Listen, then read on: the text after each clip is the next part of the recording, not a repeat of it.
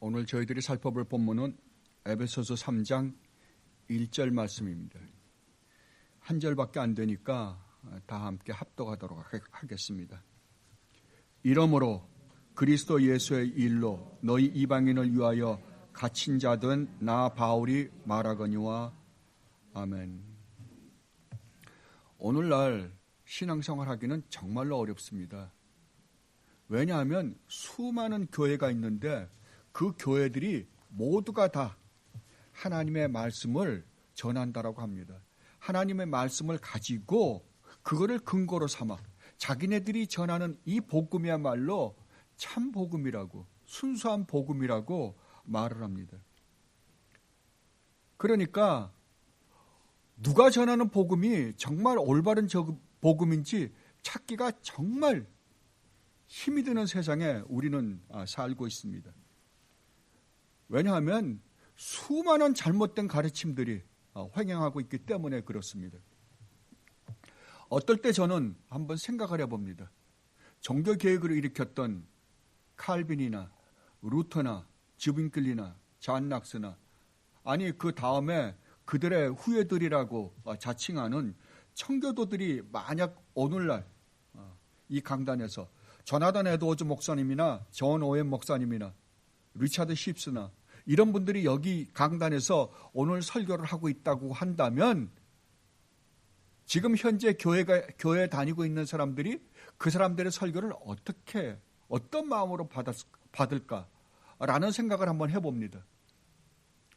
제가 보기에 아마 이단이라 그럴 것 같아요. 칼빈이 여기서 설교를 하면 오늘날에는 이단이라 그러기가 십상입니다. 왜냐하면 오늘날은 복음이 완전히 변질된 세상이 되어버리고 말았기 때문에 그렇습니다. 오늘날은 교파를 초월해서 그게 어떤 형태로 나타나든지 간에 번영신학, 기복신앙으로 돌아버리고 말았습니다. 이 번영신학, 이 기복신앙 때문에 완전히 기독교는 진짜 그 본질을 잃어버리고 딴 데서 헤매고 있지 않나 싶기도 합니다. 그러니까 오늘날 교회가 이렇게 타락할 수밖에 없는 이유는 이 복음의 본질을 아주 잃어버린 교회들이 되지 않았나 싶습니다. 캐톨릭에서 처음에 루터나 칼빈이 종교개혁을 일으키고 우리가 구원을 얻는 것은 오직 믿음으로만 얻는다라고 했을 때 그들이 우려했던 게 하나가 있습니다. 그게 뭐냐 그러면은 만약에 당신들이 오직 믿음으로만 의롭다함을 얻는다라고 가르치면 잘못하면 무율법주의에 빠질 수 있다라고 이야기를 했습니다. 그렇게 하면 반드시 나중에 무율법주의가 교회를 지배하게 될 것이다 라고 이야기했습니다. 어떻습니까? 그들이 우려했던 게 맞을까요? 틀릴까요? 맞습니다. 오늘날 교회는 거의가 다 무율법주의자들이 되어버리고 말았습니다. 이제 나는 교회 나오니까 교회 나온다 이퀄 예수 믿는다예요. 그러면 교회 나온다 이퀄 예수 믿는다 이퀄 뭐예요? 구원 받았답니다. 이제 구원은 받았어요. 그러니 나머지 이 세상에서 내가 축복을 받느냐 안 받느냐는 내가 하나님께 어떻게 하느냐에 따라서 달라진다라고 생각을 합니다. 그러니까 그 다음부터는 하나님의 축복을 받아내기 위해서 온갖 죄를 다 짓습니다. 세상 사람들보다 구원은 얻어놨으니까 세상 사람들보다 더 나쁜 짓 하고 세상 사람들보다 더 악랄하게 돈을 벌려고 혈안이 돼 있는데도 불구하고 그 사람들을 향해서 그렇게 해서 돈을 벌면 뭐라고 그러냐 그러면은 당신은 하나님의 축복을 받은 사람입니다 라고 하는 거예요. 이게 무율법주의가 아니고 무엇이겠습니까?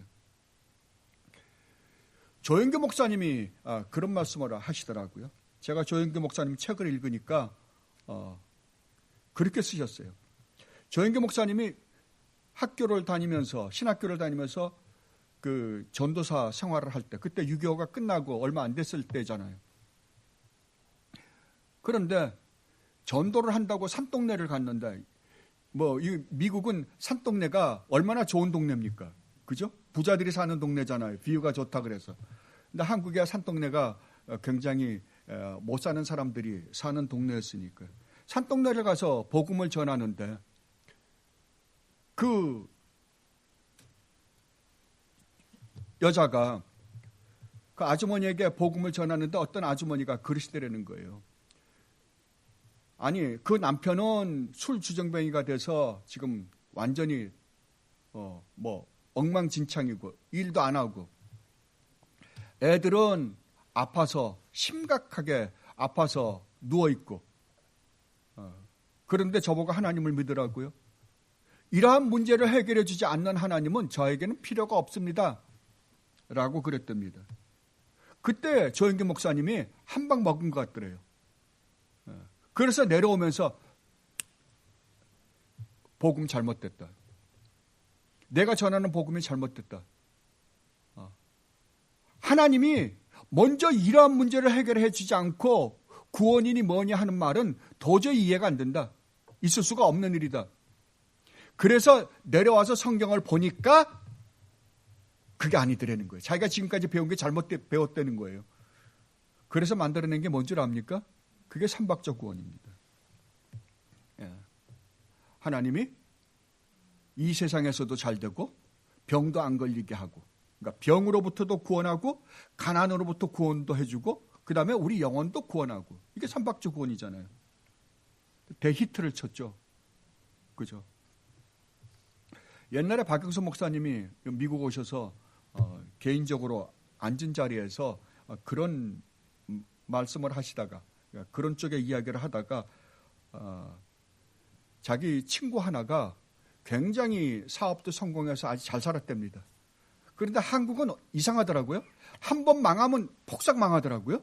전 그게 왜 그런지 잘 모르겠습니다. 한국의 사업 시스템이 어떻게 되어 있는지 저는 잘 몰라서 잘 모르겠는데, 한국은 한 번 망하면 그냥 끝이에요. 그리고 부도 한 번 나면 그냥, 여기는 부도 나도 괜찮잖아요. 근데 거기는 부도 나면 그냥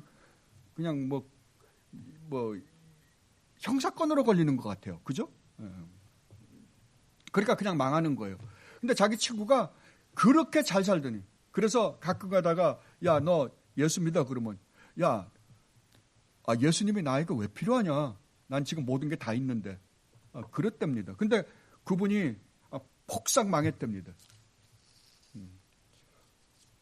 폭삭은 망해서 박영수 목사님하고 어느 날 만났는데, 너 어떻게 하다 그렇게 됐냐? 그러니까 뭐 사업하다 보니까 그렇게 됐다고. 그래서 정말 형편없이 되었더랍니다. 그래서 박영수 목사님이 야, 너 예수 믿어라. 그랬더니 야, 예수 믿으면 이 모든 것이 다 회복되냐? 예수님이 그런 거 다 리커버 해주냐? 그러더래요. 그래서 박영수 목사님 그럼 해주지. 그럼 하나님이 다 회복시켜 주신다고.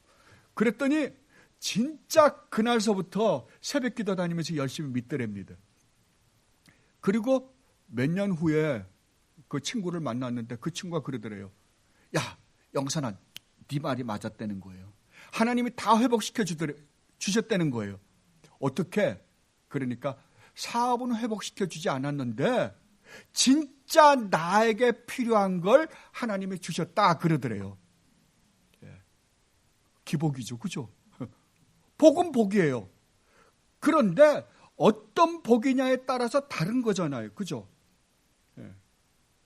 여러분들이 구약에 나타난 하나님이 우리 믿음의 조상들에게 약속한 그 복과 신약에서 예수 그리스도를 통해서 나타난 그 복과의 관계가 어떠한 관계인지 모르면 여러분들은 정말 성경이 말하고 있는 궁극적인 진짜 복이 무엇인지 모릅니다. 구약에서는 모든 것이 다 보이는 것으로 해석했습니다. 그죠? 해결했어요. 자, 성전도 보이는 거예요. 성전에서 제사 지내는 거, 우리 죄를 용서받는 것도 보이는 거예요. 근데 신약에서는 안 그러죠. 신약에서는 성전이 누구였어요? 예수 그리스도요. 그 다음에 또 성전이 누구예요? 예수 그리스도로 말미암아 구원받은 우리가 성전이라고 성경은 분명히 이야기합니다. 영적인 걸로 바뀌었죠.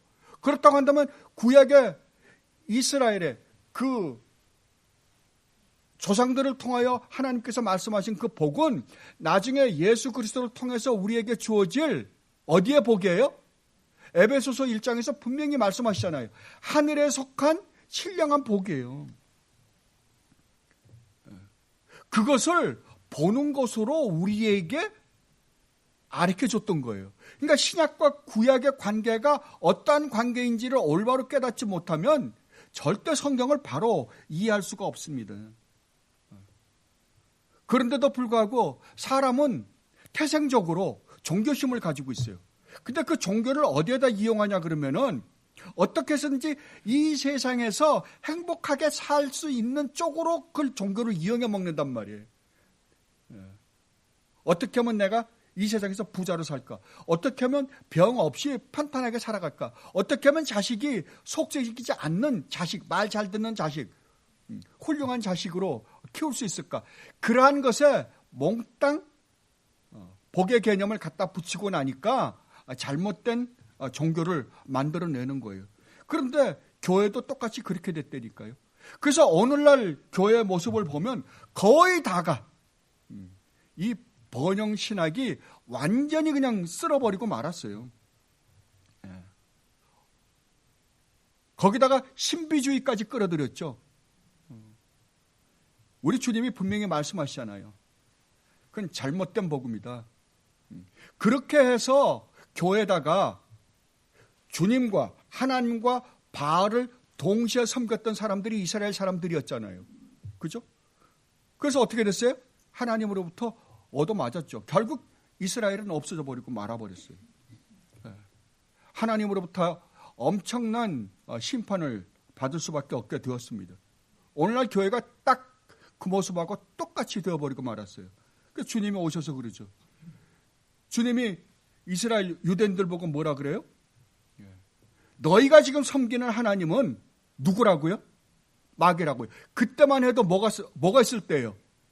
이스라엘의 예루살렘의 성전이 버젓이 있을 때잖아요. 그럼 그 성전을 지으라고 하신 분이 누구세요? 주님이세요. 그런데 그 성전에서 예배하고 있는 유대인들 보고 뭐라 그러는 거예요?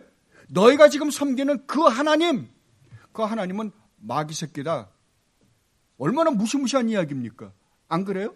그러니까 유대인들이 신성 모독죄라고 죽일 수밖에 없었던 것입니다. 그래서 봉사가 봉사를 인도하면 둘이 다 구덩이에 빠진다라고 주님께서 말씀하셨습니다. 자, 그렇다고 한다면 우리 기독교는 우리 개혁주의에서 가르치고 있는 것 중에 하나가 뭐냐 그러면은 고난의 교리입니다. 예수를 믿으면 반드시 고난이 오게 되어 있습니다. 예수를 올바로 믿으면, 그리고 정말 우리 주님을 올바로 섬기고 바른 신앙 생활을 하면 뭐가 온다? 반드시 고난이 온다고요. 반드시라 그랬습니다, 제가. 그러면 고난이 없는 성도는, 올바른 성도는 존재합니까? 안 합니다.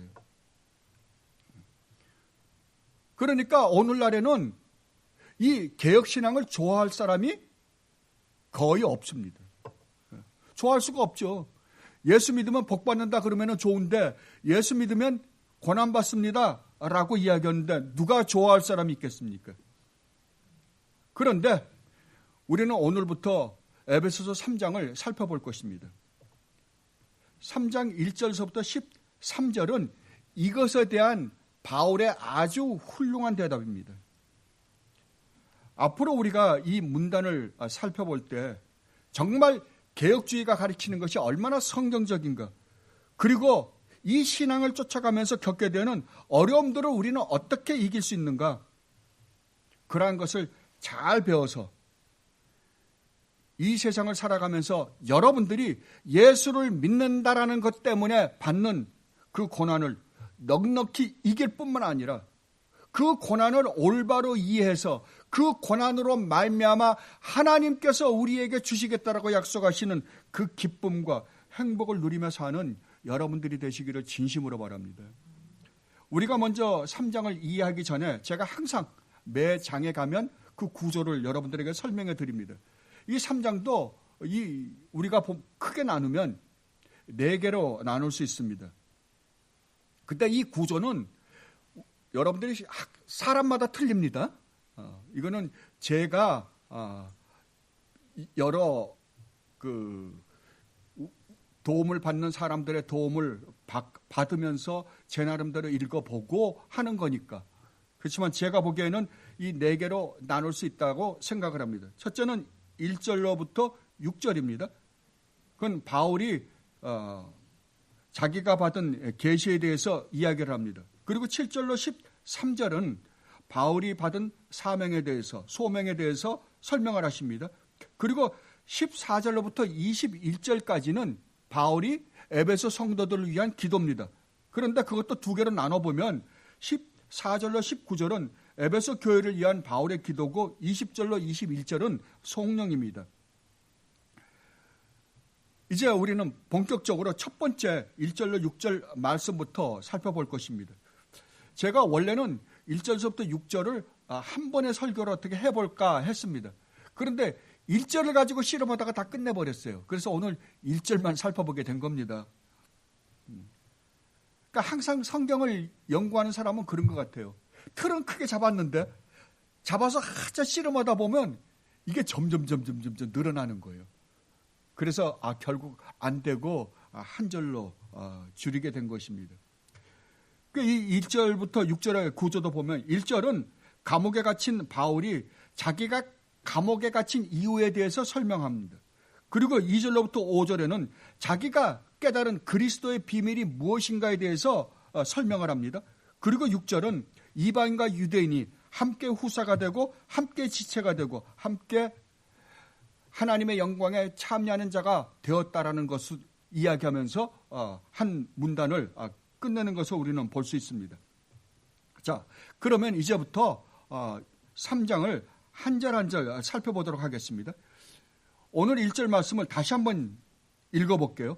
이러므로 그리스도 예수의 일로 너희 이방인을 위하여 갇힌 자 된 나 바울이 말하거니와. 여러분들의 3장을 보면 이러므로 라는 접속사가 2번 기록되어 있는 것을 봅니다. 하나는 1절이요, 하나는 14절입니다. 그렇다면 우리가 항상 살피는 거지만 제일 중요한 것 중에 하나가 뭐다? 접속사라고요. 그죠? 그러면 이 이러므로 라는 말이 무엇을 받는, 무엇을 수식하는 이러므로인가? 를 우리는 먼저 알아야 할 것입니다. 여기서 사도 바울이 이러므로 라고 이야기할 때 받는 수식어는 2장 전체를 이야기한다고 볼 수 있을 것입니다. 그럼 2장의 내용이 무엇이었어요?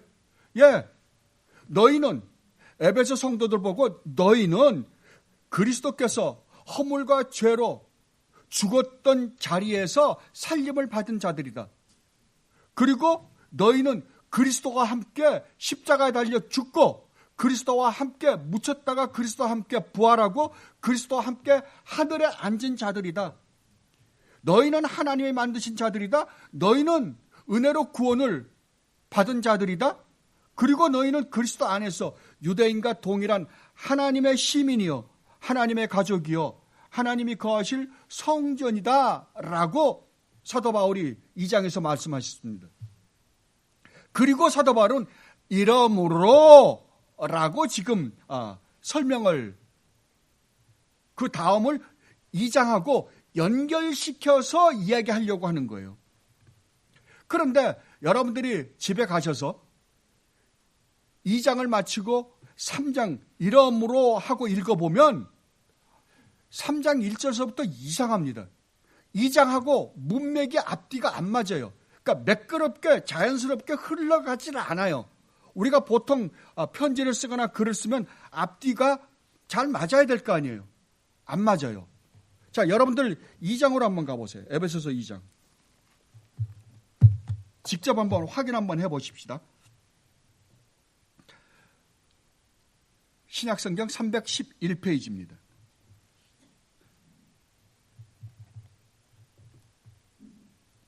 자, 19절부터 한번 볼게요. 그러므로 이제부터 너희는 외인도 아니요 나그네도 아니요 오직 성도들과 동일한 시민이요 하나님의 권속이라. 너희는 사도들과 선지자들의 터 위에 세우심을 입은 자라. 그리스도 예수께서 친히 모퉁이 돌이 되셨느니라.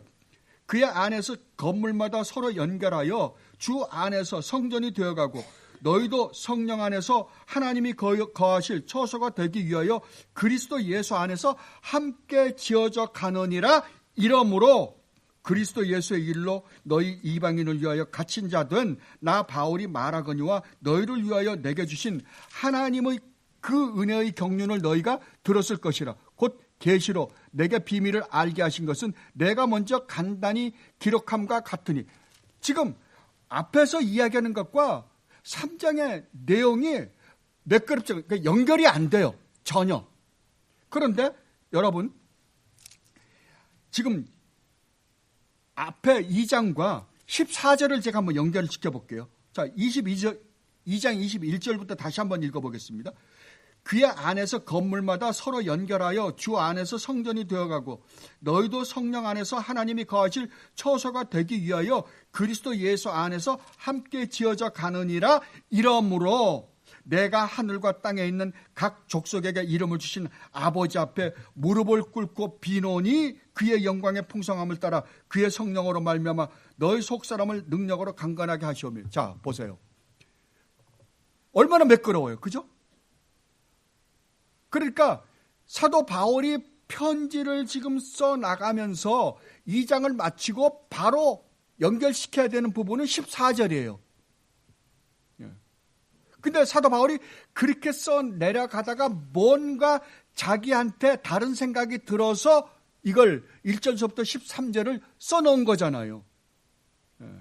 그러면 이 1절서부터 13절은 삽입절이에요. 삽입절이에요. 그러면 우리는 그러면 사도 바울이 갑자기 왜 이 1절로부터 13절까지의 이 말씀을 집어넣을 수밖에 없었는지를 우리 이제 추적해야 됩니다. 그죠? 여러분들이 성경을 읽다 보면, 바울 서신서를 읽다 보면 우리가 이제 1절부터 6절을 살펴볼 때도 그 안에 삽입절이 또 있거든요. 그러니까 그런 거에 대해서 여러분들의 포커스를 가지고 조금 더 심각하게 생각해 봐야 돼요. 그러면 그 안에 들어있는 의미를 더 깊이 여러분들이 묵상할 수 있고 깨달을 수 있어요. 그래야지 우리가 정말 이러한 문제를 이렇게 성경은 해결해 주시는구나 라고 알 수 있습니다. 사도 바울 서신서들을 보면 놀라운 기라성, 얼마나 엄청난 교리들이 써져 있는지 모릅니다. 로마서, 갈라디아서, 우리가 지금 살펴보고 있는 에베소서 같은 것 다 그렇죠. 에베소서 우리가 1장과 2장을 살펴볼 때 그 안에 얼마나 많은 교리들이 숨어 있었어요. 그죠? 그런데 바울은 자기가 편지를 쓸 때마다 바울은 우리에게 그 어떤 교리를 가르쳐 주기 위해서 편지를 쓰지 않습니다. 바울은 항상 목회적 차원에서 편지를 쓰고 있음을 우리는 봅니다. 여러분, 지금 사도 바울은 어디에 있습니까? 예, 로마 감옥에 갇혀 있습니다. 그리고 오늘 죽을지 내일 죽을지 모릅니다. 그런데 이러한 상태에 있는 사도 바울에 대해서 에베소 성도들이 의아하게 생각했던 것 같습니다. 그리고 낙심했다고 성경은 분명히 기록되어 있습니다. 자, 13절에 뭐라고 사도 바울이 이야기하냐 그러면, 그러므로 너희에게 구하노니 너희를 위한 나의 여러 환난에 대하여 낙심하지 말라. 그러면 에베소 성도들이 무엇 때문에 낙심하고 있는 거예요? 바울이 로마 감옥에 갇혀 있다는 것으로 말미암아 지금 낙심하고 있는 거잖아요. 그렇다면 사도 바울이 지금 1절부터 13절까지의 이 내용을 삽입할 수밖에 없었던 것은 지금 자기가 감옥에 갇혀 있다는 것 때문에 근심하고 걱정하고 낙심하고 있는 그들에게 희망을 주기 위해서 쓴 거예요. 그죠? 그렇죠? 그러면 뭘 설명해 줘야 돼요? 자기가 지금 감옥소에 갇혀 있는 이유가 무엇인지를 정확하게 설명을 해 줘야만이 그들이 그 이유를 깨닫고, 아, 그래서 갇혔구나. 그러니까 바울이 로마에 갇혀 있는 것으로 낙담하지 않을 거잖아요. 그죠? 자, 그렇다면 이 사람들이 왜 바울이 로마 감옥에 갇혀 있다는 것으로 말미암아 걱정하게 되었을까요? 자, 여러분들이 저하고 근 1년 동안 에베소서 1장과 2장을 살펴봤어요. 그죠? 그러니까 에베소서 1장과 2장을 저하고 같이 공부할 때 제가 계속해서 강조했던 게 하나가 있어요. 뭐였습니까? 제가 가장 집중적으로 강조했던 거예요. 아시는 분. 1년 동안이면 수없이 설교 많이 했잖아요. 뭐였어요? 예. 성도라는 존재가 얼마나 놀라웠고, 얼마나 대단하고 존귀한 자들인가에 대해서 제가 설명을 해드렸어요. 그죠? 그렇다고 한다면 에베소 성도들은 어떨까요? 에베소 성도들도 우리가 느꼈던 것과 똑같이 느꼈을 거 아니에요. 그런데 지금 바울은 만약에 그러한 설교를 여러분들이 저와 함께 1장과 2장을 계속 공부해 왔었으니까 정말 성도라고 하는 존재들이 얼마나 하나님의 철저한 보호와 지킴과 돌보심을 받고 있으며 그들에게 주어진 축복이 얼마나 놀라운 것인가를 깨달았다고 한다면 여러분 생각에는 어떻겠어요? 야, 그렇다고 한다면 우리의 인생은 이제는 탄탄대로다. 하나님이 우리를 철저하게 믿지 않는 자들로부터, 사탄으로부터 보호를 하실 것이며 우리를 지키시고 놀라운 길로 인도하실 것이다. 그런 희망이 생길 거 아니에요. 그렇잖아요. 그런데 바울이 감옥소에 탁 들어가 버리는 거예요. 그러면 우리의 희망이 싹 없어져 버리죠. 그죠? 아니, 바울의 그 설명을 듣고는 하나님이 우리를 그렇게 사랑하신다면 왜 바울같이, 바울은 지금 그들에게 얼마나 필요하신 분이에요. 그런데 왜 그분을 감옥소에 집어넣었냔 말이에요. 왜 고난을 허락하시냐고요. 바울을 지금 풀어놓고 복음을 전해도 지금 복음을 다 전하지 못할 판에 어떻게 감옥소까지 집어넣어가면서 그러시는가. 그래서 헷갈리고 또 낙심하지 않았나 싶습니다. 그런데 사도 바울이 뭐라 그래요? 낙심하지 말라. 너희는 낙심하지 말라. 우리도 그렇죠. 만약에 우리가 정말 주님이 우리를 창세전부터 사랑하기로 그렇게 마음먹으시고 그렇게 사랑하신 그 사랑이 우리가 비록 하나님 앞에 말도 안 되는 삶을 살고 있을 때도 계속해서 사랑해 주셔서 결국 성자 하나님이신, 아들 하나님이신 우리 주님 예수 그리스도를 인간의 몸을 입혀서 보내어 십자가 매달아 죽이시기까지 하시고 우리를 구원했다고 한다면 하나님이 왜 우리에게 좋은 것으로 주지 않겠는가? 여러분 그런 생각 안 드십니까? 그런데 고난을 받는다 그래 봐요. 이게 말이 안 되는 것 같죠? 그죠? 그래서 사도 바울은 지금 그 문제를 해결해 주려고 그래요. 그렇다고 한다면 우리는 이제부터 1절서부터 13절을 살펴보는 동안 정말 우리가 하나님으로부터 그 놀라운 사랑과 은혜와 자비와 국률하심을 입음으로 말미암아 하나님께서 우리에게 베푸신 사랑이 이렇게 큼에도 불구하고 우리가 이 세상에 살면서 겪는 모든 고난의 문제를 어떻게 이해하고 어떻게 해결해야 되는지에 대한 그 이해를 우리는 1절서부터 13절을 살펴보면서 하나하나 깨닫게 될 것입니다. 저도 아직 다 모릅니다. 계속해서 연구를 해 봐야 될 것입니다.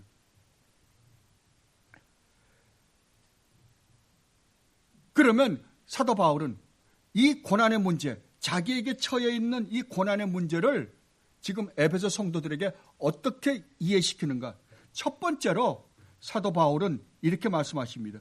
그리스도의 예수의 일로 너희 이방인을 위하여 갇힌 자 된 나 바울은 이라고 말씀하십니다. 그런데 어떨 때 우리가 이제 성경을 해석하다 보면 성경을 여러 개 볼 수밖에 없는 이유가 뭐냐 그러면은 어떤 본문은 어떤 이 번역본은 그러니까 원문에 가깝게 잘 된 것도 있고 어떤 것도 너무 그러니까 말을 매끄럽게 하다 보면 잘못된 것도 있고 그렇습니다. 이 부분에 있어서 우리 개역 개정판은 좀 잘못되지 않았나 싶습니다.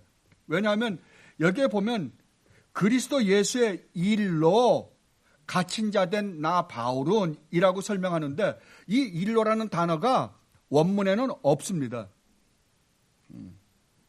그런데 이 일로라는 말을 집어넣음으로 말미암아 진짜 사도 바울이 말하려고 했던 그 의도가 완전히 왜곡되지 않았나 싶어요. 원문은 이렇습니다. 이러므로 이방인들인 너희를 위하여 그리스도 예수의 갇힌 자인 나 바울은, 개역 개정판은 분명히 그리스도의 예수의 일로 갇힌 자 된 나 바울이라고 그랬는데 이 원문은 뭐라고요? 그리스도의 일로 사도 바울이 갇힌 것이 아니라 그리스도 예수의 갇힌 자인 나 바울이라 그래요. 이 말은 다른 말로 하면 그리스도 예수에게 갇힌 자, 또 다른 말로 하면 그리스도 예수의 죄수라는 말입니다. 이 말은 이런 의미예요. 자기가 지금 감옥에 갇힌 것은 다른 이유 때문에 갇혔잖아요. 근데 나를 감옥에 가둔 분은, 감옥에 갇히게 하신 분은 다른 그 어느 누구도 아니고 바로 나의 사랑 예수 그리스도다라고 이야기합니다. 여러분 얼마나 놀랍습니까? 이건 완전히 다르죠. 예수 그리스도의 일로 내가 갇혔다는 것과 예수 그리스도가 나를 가뒀다라는 건 다른 의미잖아요. 완전히 다릅니다. 여러분들이 사도행전 21장서부터 28장까지를 이렇게 보면 바울이 어떻게 해서 예루살렘에 왔다가 어떻게 해서 로마 감옥에 갇혀 있는지에 대해서 소상하게 기록하고 있습니다. 거의 8장에 걸쳐서 기록하고 있습니다. 그러면 바울을 로마 감옥에 갇히기까지 한 그 동기는 유대인들이었어요. 유대인들이 바울을 고소해서 가이사랴 감옥에 갇혀 있고 바울이 자기가 로마 시민을 갖고 있다는 것 때문에 황제에게 항소함으로 말미암아 로마로 이송되고 로마에서 지금 갇혀 있는 거예요. 그런데도 불구하고 사도 바울은 지금 뭐라고 이야기한다고요? 나를 가둔 분은 그 사람들이 아니라, 유대인들이 아니라 나를 그토록 사랑하신 주님 예수 그리스도다라고 이야기하는 거예요. 자, 얼마나 놀랍습니까? 여기에서 우리는 두 가지 아주 중요한 진리를 발견하게 됩니다. 첫째는 여러분들이 이 세상에 성도로서, 구원받은 하나님의 백성으로서 신실하게 살아가는 데 있어서 여러분들이 겪는 모든 고난은 누가 주신 거다? 주님이 주신 거라고요. 주님이 주신 거예요. 여러분들이 이 세상에 살아가는 데 있어서 여러분들에게 일어나는 모든 일은 예수 그리스도의 주권적 은혜로 말미암은 것이에요. 이걸 지금 사도 바울은 말씀하고 있는 겁니다. 그러니까 어떻게 하라고? 너희는 낙심하지 말라는 거예요. 여러분, 이건 이론적으로 여러분들 압니다. 제가 수없이 이야기했으니까요. 여러분들은 하나님이 창조하셨다는 걸 알고 하나님이 창조하실 때 어떤 목적을 가지고 창조하셨다는 것도 알아요. 그럼 그 목적은 이루어졌어요. 그러면 그 과정은요. 과정도 하나님이 이미 정해 놓으셨다는 걸 여러분 알아요. 왜냐하면 여러분들 예정론을 다 공부하셨기 때문에 그렇습니다. 그래서 사도 바울도 그렇게 말씀하시잖아요. 우리가 알거니와 하나님을 사랑하는 자 그의 뜻대로 부르심을 입은 자들에게는 모든 것이 합력하여 뭐라고? 선을 이룬다고요. 하나님의 뜻을 이룬다고요. 그렇다면 우리가 이 세상에 살면서 성도가 이 세상에 살면서 겪는 모든 일은 누가 허락하신 거예요? 야, 주님이요. 그렇다면 여러분이 이 세상에 정말 진실된 성도로서 살아가면서 겪는 모든 고난은 누가 허락하신 거예요? 주님 예수 그리스도가요. 그렇다고 한다면 우리가 우리에게 일어나는 일로 말미암아 걱정하고 근심하고 낙심할 일이 있을까요? 없겠죠. 그럼에도 불구하고 우리가 낙심하는 이유는 뭐예요? 우리가 이론적으로는 알고 있는데 그게 실질적으로 내 삶에서 드러나는 데는 어려움을 겪기 때문이잖아요. 그죠? 이론적으로는 알아요. 그러나 실질적으로 그 일이 나에게 오면 이론보다도 뭐가 앞서요? 내 걱정이 먼저 앞서요. 우리 죄악된 그 성품에서 올라오는 이 죄가 먼저 앞선다고요. 여러분 한번 생각해 보십시오. 사도 바울은 에베소 교회에 특별한 사랑을 갖고 있었던 분이십니다. 사도 바울이 많은 교회들을 세웠잖아요. 뭐 빌립보, 고린도, 뭐 데살로니가, 골로새서만 빼놓고, 골로새 교회만 빼놓고요. 그런데 다른 교회는 뭐 그저 그렇다 하더라도 유일하게 에베소 교회만은 3년 동안 바울이 심호했습니다. 그들과 함께 먹고 자고 마시고 그들에게 복음을 전했어요. 근데 바울이 보통 한 번 복음, 제가 여기서 그 설교를 하면 제일 길게 하면 어느 정도 할까요? 그냥 내비놔 두면 제 마음대로 할 거예요. 그래 안 하면 얼마나 할 것 같습니까? 길어야 1시간 조금 넘을 거 아니에요. 근데 요새는 이제 그것도 잘 안 하니까. 그런데 바울은 한 번에 5시간 정도씩 설교했다고 그럽니다. 그래서 여러분들이 아시다시피 나중에 설교를 하는데 너무 길게 설교하니까 유두고가 3층에서 떨어졌다는 거 아니에요. 그런데 이것을 3년 동안 가르쳤다니까요. 그러면 3년 동안 가르쳤으면 바울이 에베소 성도들에게 가르치지 않은 교리는 아무것도 없을 거예요. 그죠? 다 가르쳤을 거예요. 고난의 교리까지 가르쳤을 것입니다. 그럼에도 불구하고 이들이 바울이 감옥에 갇히자 낙심했습니다. 그래서 바울은 그들에게 다시 한번 고난의 교리에 대해서 가르치는 것을 마다하지 않고 지금 가르치려고 하는 것입니다. 어떻게 내가 갇혔는데 내가 갇힌 것을 기뻐하기는커녕 어떻게 낙심할 수 있는가라는 생각이 갑자기 떠올라서 이 1절부터 13절까지의 이 삽입을 바울은 할 수밖에 없게 되었습니다. 그렇다고 한다면 아까도 제가 말씀드렸지만 여러분들이 진실된 구원받은 하나님의 백성들이요. 또 하나님의 말씀대로 여러분들이 구원받은 하나님의 백성으로서 이 세상을 살려고 한다면 반드시 뭐가 온다? 고난은 필수적이라고요. 무릇 그리스도 예수 안에서 경건하게 살고자 하는 자는 반드시 박해를 받으리라. 아멘. 성경은 분명하게 말씀하고 있습니다. 여러분들은 항상 이 하나님의 말씀을 기억하십시오. 세상 사람들이 천하 없이 뭐라 그래도 여러분들에게 가장 중요한 시금석은 뭐다? 이겁니다. 성경입니다. 그런데 사도 바울은 뭐라 그래요? 바로 이러한 하나님의 말씀을 기억하는 거예요. 그래서 너희들이 지금 어떻게 생각하고 있는지 잘 몰라서 또 잊어먹어서 내가 지금 감옥소에 갇혀 있다는 것으로 너희들이 힘들어하고 고통받고 있다는 말을 들었는데 그러지 마라. 이것은 그 누구가 나를 여기다 가둬놓은 게 아니라 나의 주님이 나를 지금 감옥에 가둬놓은 것이다. 주님의 뜻이 있어서 주님의 전적인 주권 안에서 이 일이 일어나고 있는 것이다. 그러므로 이 고난은, 내가 지금 감옥에 갇혀서 겪는 이 고난은 고난이 아니라 뭐라고요? 축복이요, 기쁨이 된다 라고 사도 바울은 이야기하고 있는 것입니다. 여러분들이 사도들, 주님을 따라다녔던 사도들을 보면 알죠. 사도들이 정말 주님을 사랑했잖아요. 12사도가. 근데 그 중에 하나는 주님을 배반했습니다. 그런데 나머지 11사도가 주님이 정작 고난을 받을 때 어떻게 했어요? 다 도망갔어요. 그런데 나중에 그들이 정말 이 복음이 무엇인지를 깨닫자 그들이 뭐라고 고백한 줄 압니까? 나중에 그들은 뭐라 그러냐면, 감옥소에서 사도 베드로가 잡혀가서 실컷 얻어 터지고 나옵니다.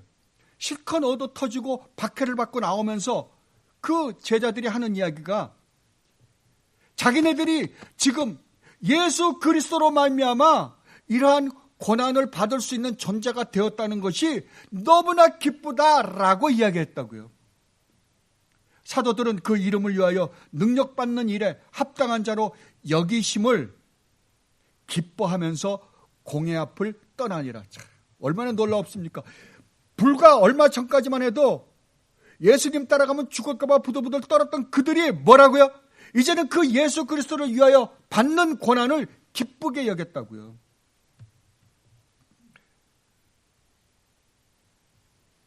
이 말씀을 사도 바울이 지금 해주고 있는 거예요. 자, 여러분들이 이 세상에 살면서 정말 신실한 성도로서 살아가면서 겪는 모든 고난은 누구로부터 온 거다? 세상이 주는 게 아니라고요. 여러분들 외적으로는 실질적으로 외부에서 오는 고난일 수 있어요. 남편이, 아내가, 자식이, 사업이, 여러 형태의 고난이 있을 수 있어요. 그러나 그 고난을 여러분에게 허락하신 분이 누구다? 주님이시라고요. 그렇다고 한다면 여러분들은 그 고난을 어떻게 이해해야 돼요? 주님이 나에게 이 고난을 왜 허락하셨을까? 분명히 여러분들에게 유익이 안 된다고 한다면 그 고난은 허락하지 않았을 거 아니에요. 분명히 여러분들을 구원해요. 하나님 나라에, 그 영광된 하나님 나라에 데려가시는데 필요하니까 이 고난을 허락하신 거잖아요. 그죠? 그 관점에서 바라보라는 거예요, 사도 바울이.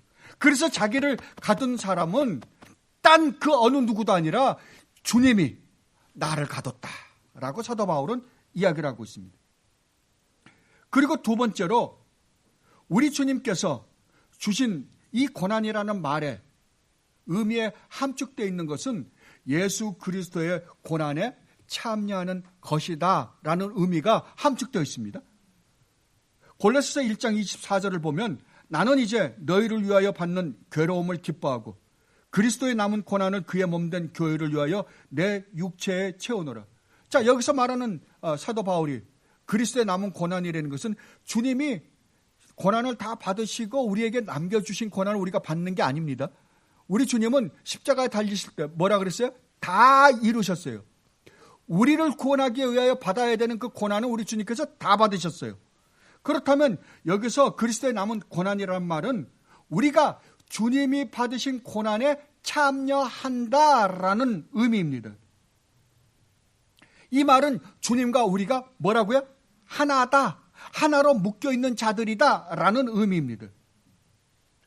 여러분은 이미 그리스도와 우리와의 연합교리에 대해서 수없이 배웠습니다. 그렇다고 한다면 주님과 우리는 이제 하나예요. 주님이 우리 안에, 우리가 주님 안에 거하는 자들이에요. 그렇다고 한다면 주님과 우리는 떨어질래야 떨어질 수가 없는 사람입니다. 그죠? 성도는 주님과 분리해서 생각해서는 망하는 거예요. 그 사도 바울이 빌립보서에서 뭐라 그래요? 나는 그리스도 안에 있는 나를 발견하기를 원한다라고 이야기를 합니다. 그렇다고 한다면 그리스도의 삶이 누구의 삶이에요? 우리의 삶이죠. 그러면 여러분의 삶은 또 누구의 삶입니까? 예, 그리스도의 삶이에요. 그렇다고 한다면 성도는 그리스도가 이 땅에 오셔서 살아셨던 그 삶을 그대로 사는 자들이에요. 여러분들이 사도들의 그 행적을 보면 사도들이 주님이 가신 그 길을 그대로 따라가고 있음을 봅니다. 주님이 말씀하시잖아요. 너희가 성령이 너희에게 임하면 너희가 권능을 받고 어디서부터요? 예루살렘과 유다와 사마리아와 땅끝까지 이르러 내 증인이 되라. 근데 성경을 가만히 보면 예루살렘과 유다와 사마리아와 땅끝까지 먼저 가신 분이 누구세요? 예, 주님 예수 그리스도예요. 그게 요한복음에서 적나라하게 우리에게 보여주고 있잖아요. 요한복음은 그것부터 시작합니다. 그러니까 우리는 성도라고 하는 사람들은 우리 주님이 가신 그 길을 그대로 따라가는 사람들이에요. 그걸 사도 요한이 요한복음 15장에서 이렇게 이야기합니다. 자, 요한복음으로 한번 가보십시다.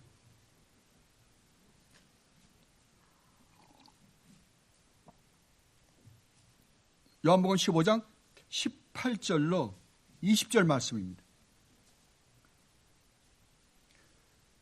세상이 너희를 미워하면 너희보다 먼저 나를 미워한 줄을 알라.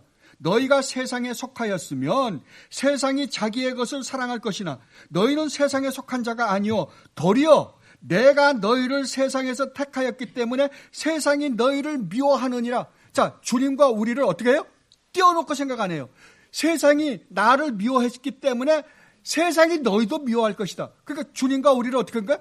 똑같이 내가 받은 그 고난을 너희도 똑같이 받을 것이요 내가 간 길을 너희도 똑같이 따라올 것이다. 이 말이에요. 그죠? 내가 너희에게 종이 주인보다 더 크지 못하다 한 말을 기억하라. 사람들이 나를 박해하였은 즉 너희도 박해할 것이요 내 말을 지켰은 즉 너희 말도 지킬 것이라. 주님은 우리와 주님을 띄워놓고 생각하지 않습니다. 그래서 나는 포도나무여 너희는 뭐라고요? 가지라고요. 그래서 성도는 반드시 주님이 받으신 고난에 참여할 것이라고 말씀하십니다. 그래서 주님이 그러잖아요. 너희가 나를 따르려거든 너를 부인하고 버리고 너의 십자가를 지고 나를 따라라. 그렇다면 우리가 이 세상에서 받는 예수를 믿는다라는 것 때문에 겪는 이런저런 어려운 일들을 우리는 슬퍼해야 합니까? 기뻐해야 합니까? 말은 기뻐해야 한다는 게 정답인데 그렇게 하기는 조금 캥긴다 이거죠. 우리는 기뻐할 수밖에 없습니다. 왜냐하면 이 고난이 우리가 구원받은 하나님의 백성이라는 증표가 되기 때문에 그렇습니다. 얼마나 놀랍습니까? 그래서 사도 야고보가 내 형제들아 너희가 여러 가지 시험을 당하거든 온전히 기쁘게 여기라 라고 말씀하셨던 거예요. 그러나 이 그리스도의 고난에 참여한다는 말은 우리가 그리스도의 고난을 받는다는 것뿐만 아니라 아까도 제가 말씀드렸지만 뭐라고요? 주님이 우리의 삶에 함께 동참한다고요. 그러면 우리가 기뻐할 때 누가 기뻐해요? 주님이 기뻐하시고 여러분들이 고난받을 때 누가 같이 고난받으세요? 주님이 같이 고난받으시고 여러분들이 슬퍼할 때 누가 같이 슬퍼하세요? 주님이요. 이것이 금요일 날 제가 2주일 동안 김현덕 목사님으로부터 배운 하나님과의 주님과의 동행이었습니다. 예. 주님은 우리와 함께 먹고 마시고 우리와 함께 한순간도 떨어지지 않고 함께 사시는 분이시라고요. 그래서 주님이 그렇게 말씀하시잖아요. 내가 이 세상 끝날까지 너희와 함께 있을 것이다. 내가 너희를 영원히 떠나지 아니할 것이다. 라고 약속했던 것입니다. 여기서 여러분들이 한 가지 조심해야 할 것은 여러분들이 겪는 고난 중에 여러분들이 잘못한 것으로 여러분들이 지은 죄 때문에 받는 고난은 아닙니다. 그 죄는 여러분들이 반드시 회개해야 합니다. 그러나 여러분들이 내가 주님의 사람이라는 것으로 말미암아 겪는 고난이라고 한다면 그 고난을 어떻게 해라? 그 고난이 무엇인지를 정확하게 이해만 하면 여러분들은 기쁨을 누릴 수 있다. 그 고난 가운데서도 기쁨을 누릴 수 있다고요. 그래서 사도 바울이 로마서 5장에서 분명히 말씀하시죠. 고난이 올 때, 환난이 올 때 너희들은 어떻게 하라? 기뻐하라? 아니에요. 환난이 올 때 기뻐하라가 아니라 환난을 기뻐하라고요. 환난을 기뻐하라. 고난을 기뻐하라고요. 왜요? 바로 이러한 이유 때문에요. 그런데 오늘 1절 본문에서 사도 바울은 자기가 감옥에 갇혀 있는 이유는 바로 너희들 때문이다. 이 에베소 성도들인 이방인인 너희들 때문에 내가 갇혔다고 말을 합니다. 자, 그런데 우리가 분명히 아는 것은 이방인들 때문에 갇힌 거 아니잖아요, 지금. 첫째는 주님 때문에 갇혔다 그러고, 주님이 가뒀다 그러고, 두 번째는 너희 때문에 갇혔다 그러거든요. 근데 사도 바울은 분명히 그들 때문에 갇힌 건 아니에요. 근데 사도 바울은 그들 때문에 갇혔다 그러거든요. 분명히 우리가 아는 것처럼 사도 바울이 갇힌 것들은 아까도 우리가 말했지만 유대인들이 바울을 고소하고, 바울이 잡혀가고, 바울이 항소해서 지금 갇힌 거잖아요. 그런데 바울은 너희들 때문이라고 그래요. 그런데 여러분들이 그 사도행전 그 21장, 22장의 그 바울이 잡혀가는 장면을 이렇게 보면 바울이 나중에 잡혀가면서 천부장에게 잡혀가면서 내가 저들에게 한 말만 하면 좋겠다고 그러니까 말하라. 그래서 말을 하죠. 그래서 자기가 그동안에 어디서 태어났고 어떤 생활을 했고 자기가 주님을 어떻게 만났고 할 때 그들이 잠잠합니다. 아무 말도 안 합니다. 그런데 바울이 어떤 이야기를 하자 갑자기 그들이 성질을 내고 화를 내면서 바울을 죽여라 라고 합니다. 자, 그 장면을 우리가 잠깐만 보십시다. 사도행전입니다. 사도행전 22장입니다.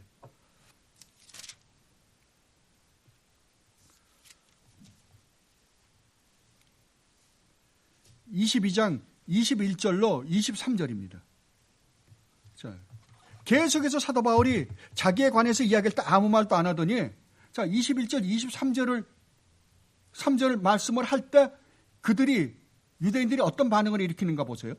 나더러 또 이르시되 떠나가라. 이건 주님이 그랬다는 거예요.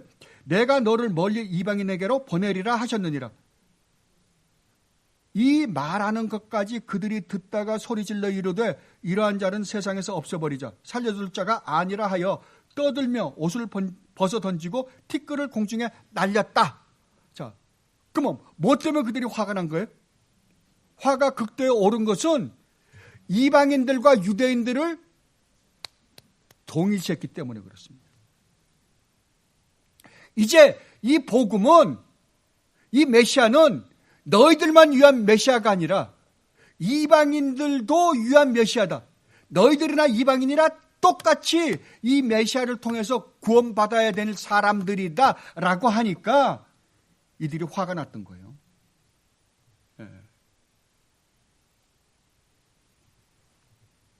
근데 사도 바울은 이 놀라운 교리가 내가 감옥에 갇혀 있다는 것으로 너희를 낙심케 하는 그것으로 말미암아 진정한 기쁨이 되게 할 것이다 라고 이야기하는 거예요. 자, 이 말의 의미는 이렇습니다. 자, 여러분 자신을 한번 보세요. 여러분들은 항상 그래서 이러한 교리들 하나하나를 여러분들이 묵상해 보면 야, 이게 정말 얼마나 놀라운 은혜인가를 여러분들이 발견하게 됩니다. 자, 여러분, 우리는 전에 어떠한 자였어요? 바울이 지금 에베소서를 지금 나가면서 소개하는 우리를 한번 살펴봅시다. 우린 전에 어떠한 자들이었다고요? 우리는 허물과 죄로 죽었던 자들이었어요. 그래서 이 세상 풍조를 따라 살고 사탄에 매여서 사탄이 시키는 대로 온갖 죄악을 짓고 살았던 사람들이었어요. 그래서 어떤 존재들이었다고요? 본질상 하나님의 그 진노의 심판을 받을 수밖에 없는 존재들이었다고요. 지옥의 형벌을 받을 수밖에 없는 존재들이었다고요. 그리고 육신적으로는 유대인들로 하여금 할례를 받지 못한 자들이라고 무시당하고 정말 개보다도 못한 취급을 받은 자들이었고, 우리는 그리스도 밖에 있었고 하나님의 약속의 언약에 대해서는 전혀 외인들이었고 하나님도 없고 하나님과 원수지간이었으며 이 세상에 아무런 소망도 희망도 없이 살던 자였습니다. 그죠? 그런데 이제 예수 그리스도로 말미암아 우리가 어떠한 존재가 되었다고요?